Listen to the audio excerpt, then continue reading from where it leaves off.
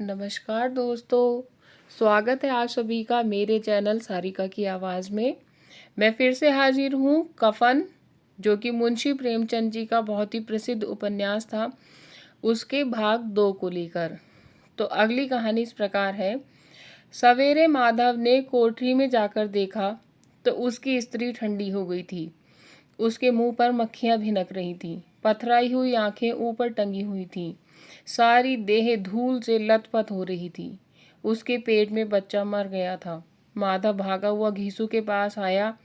फिर दोनों जोर जोर से हाय हाय करने और छाती पीटने लगे। पड़ोस वालों ने यह रोना धोना सुना तो दौड़े हुए आए और पुरानी मर्यादा के अनुसार इन अभागों को समझाने लगे, मगर ज़्यादा रोने पीटने का अवसर न था। कफन की और लकड़ी की फिक्र करनी थी। घर में तो पैसा इस तरह गायब था जैसे चील के घोंसले में मांस। बाप बेटे रोते हुए गांव के जमींदार के पास गए। वह इन दोनों की सूरत से नफरत करते थे। कई बार इन्हें अपने हाथों से पीट चुके थे। चोरी करने के लिए, वादे पर काम पर न आने के लिए। पूछा, क्या है वे घिसुआ, रोता क्यों है?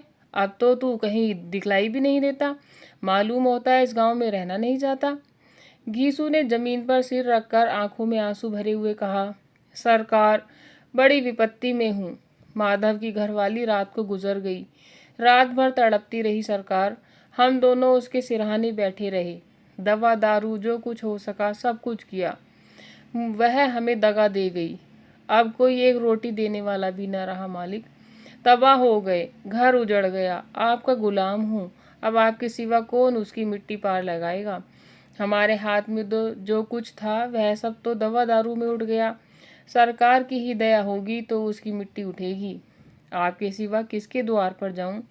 जमींदार साहब दयालु थे, मगर घीसू पर दया करना काले कंबल पर रंग चढ़ाना था। जी में तो आया कह दें, चल दूर हो यहाँ से।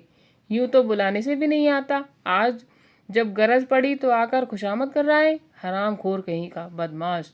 लेकिन यह क्रोध या दंड देने का अवसर न था। जी में कुड़ते हुए 2 रुपए निकालकर फेंक दिए, मगर सांत्वना का एक शब्द भी मुंह से न निकला। उसकी तरफ ताका तक नहीं, जैसे सिर का बोझ उतारा हो।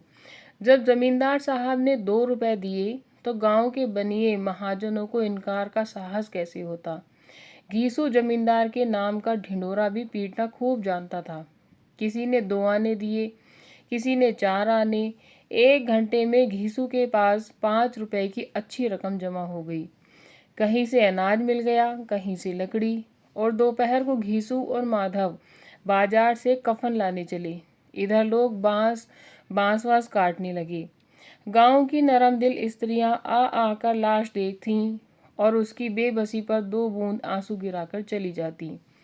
तो दोस्तों, ये था दूसरा भाग। यदि आपने पहला भाग नहीं सुना है तो आप मेरे चैनल पर विजिट करके उसको सुन सकते हैं। मिलते हैं अब अगले तीसरे भाग में। तब तक के लिए बाय बाय दोस्तों।